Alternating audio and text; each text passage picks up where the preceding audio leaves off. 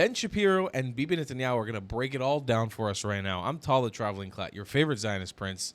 Let's get cracking into this clip. A lot of people don't really understand the fundamental basis of the Jewish state. Is the Holocaust, is it Jewish history? How do all these parts tie in? Well, it's first of all Jewish history. We came here, the Jewish people came here with Abraham. Remember Abraham from the Bible? Abraham, Isaac, Jacob? Well, they came here about 3,500 years ago. And this has been our land, the one we've been attached to, for 3,500 years. Jerusalem, our capital, 3,000 years. So we basically survived here, thrived here, struggled here for about 2,000 years of these 3,500 years. And then we were kicked out. People think we were kicked out by the Romans. No, they destroyed Jerusalem, but we still hung around. But around between the 7th and 9th century in the Arab conquest, we depleted from our land. We lost our land. A lot of people lost their lands. It can happen. But we didn't give up on the dream of coming back to our land and reconstituting our national life, okay? And so we constantly said, next year in Jerusalem, next year in Jerusalem. We wanted to come back. We did come back, dripping first, and then much more greater numbers in the 19th century. And in the 20th century, we reformed the state of Israel. So we defeat the laws of history. The laws of history say you can't come back from expulsion, dispersion, exiles, massacre. You can't. But we did. And we came back and reconstituted this extraordinary state that not only serves the Jewish people, but also its non-Jewish citizens who have the best standard of living and the only ones who enjoy any civil rights, equal rights, in a very broad radius in the Middle East. I don't know if the Middle East will change. It is changing. We can talk about it. But the state of Israel, I would say, is like a parable that people can overcome the worst odds in history and can fashion a future of brilliance and hope against the overwhelming odds. I think that's the story of Israel. It gives hope to millions, maybe not to a small branch in the college campuses of the United States, but millions, hundreds of millions, I would say even billions of people in India and in Asia and in Africa and in Latin America. They understand that Israel gives hope to humanity. It says, you can do it. That sounds like a yes, we can. So your family history in the state of Israel is amazing. It goes back several generations at this point, and it really starts with your father, who is deeply involved in the Zionist movement and who actually spoke with a lot of very prominent figures in the United States throughout the 1950s. You were telling me before the show that he actually had a meeting with President Eisenhower at one point. Yes, he did. But before that, I'll tell you that my father, at the age of 23, in 1933, wrote that the Holocaust, that's the word he used, the Holocaust, will threaten not only the survival of the Jewish people, but the peace of the world everywhere. That if rampant anti-Semitism that the Nazis were promoting in 1933, the month that Hitler rose, if that is not opposed, it will sweep and engulf the entire world. So he was not bad for a 23-year-old. He was prescient. He thought that we would be imperiled if we don't have a state to stop, to get the Jews out from Europe, the Jewish people from Europe. They would be destroyed by Nazism. So he wanted to persuade the world that there's a need to make the Jewish state. He went to Jabotinsky, who was the founder of my movement. He was 60 years old. He was in London, and he was agitating to persuade Britain to recognize a Jewish state, which they refused to do. They closed the gates of this country. They wouldn't allow Jewish immigration. They were against the Arabs. My father went to Jabotinsky in London. He said, "You have the right idea, but you're in the wrong place." And he said, "Why?" He said, "Because you should be in America." He said, "Why America?" He said, "Because America will be the rising power in the world. There may be a world conflict. America will emerge as the great power, and America can make Britain do what Britain doesn't want to do. That is, recognize a Jewish state." Well, they went to America. Jabotinsky died, and my father continued alone during the during the war years, agitating for Zionism. He was all of 32. And he began, that's in 1942. He decided to do something that no Jewish leader did before. He went to the Republicans. And he went to Senator Taft, who was a very great senator, because Roosevelt would not hear of a Jewish state. He was absolutely opposed to it. He didn't want to antagonize the British. He thought that the British wanted to cater to the Arabs. He simply would not do it. He was a great leader, but it was for the Jewish people, that wasn't good. So not being able to persuade the Democrats, he went to the Republicans.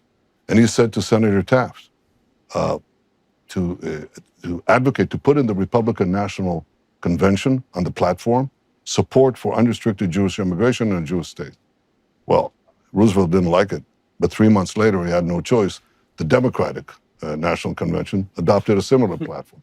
So in many ways, my father was the progenitor of the bipartisan American support for Israel.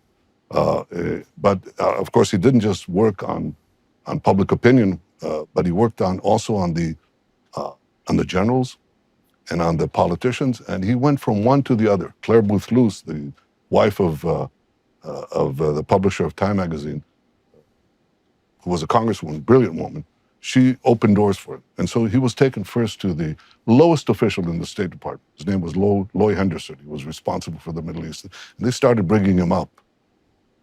They brought him to Dean Acheson, who was the acting Secretary of State, and eventually they brought him to Eisenhower. After the war, he was the commander of the army, okay? And they heard from him something that they never heard before. Never heard before. And Eisenhower asked him, why should we support you? He said, because the war has ended. The Soviet Union is going to walk into the Middle East. The Arab countries are not only not going to be an obstacle, they'll cooperate with them. And we, in the Jewish state of Israel, will be the bastion of the West, bastion of Western interests and Western values in the heart of the Middle East to block the Soviet takeover of the Middle East. And Eisenhower looked at him. Eisenhower was my father describes him as a sort of very open-minded, very logical American patriot. So he asked him, how are you going to be the bastion? You're only 600,000. And my father said to him, General, you've just seen in 2 world wars how we Jews fight for others. Can you imagine how strong we'll be when we fight for ourselves? Well, Eisenhower was very much impressed by that because he got the whole general staff for a second meeting with my father. And he wanted to have a third meeting with the British envoy to persuade Britain to change their attitudes. The Brits nixed that, but it tells you his perspective. You work on public opinion and you work on the officials. Public opinion, you appeal to justice. Officials, you appeal to interests. And the two merge. Well, obviously, you've taken up a lot of those lessons in your own career. So you can see the transition and the transformation of the state of Israel. I've only visited the state of Israel 4 times over the course of my life. I visited first in 2000. It was during the Second Intifada. And then I visited when I got married in 2008. And I visited 3 years ago and now. And you can see the massive transformations that have happened over the course of that time period, in large part thanks to the fact that you, as the finance minister and then as the prime minister, made such economic decisions in the state of Israel. The growth here is just extraordinary. Well, the first thing I look at it when I land in any country, and I can tell you immediately what their GDP per capita is, I look at the roads and I look at the cranes. In Israel, you can see a lot of that. But of course, the high tech and the other things that are happening here are mesmerizing. I don't want to hurt anyone's feelings, but the 2 most robust centers of innovation in the world today are Miami. No offense to Silicon Valley, it's great, but it's Miami and it's Tel Aviv. But you know that innovation doesn't do it by itself. That is science, technology, education do not produce wealth by themselves. Because if that were the case, then the Soviet Union would have been, the most wealthy country in the world because they had fantastic scientists, mathematicians, physicists, metallurgists. Didn't help, okay? To do that, you have to have free markets. Technology without free markets doesn't take you anywhere. It just makes people migrate to countries with free markets. Free markets and technology can explode, which is what you're seeing here. My mission was to, if my father's generation was to ensure the creation of the Jewish state, my generation's responsibility, as I saw it, was to ensure its future. And the only way you can ensure its future would be to have it powerful.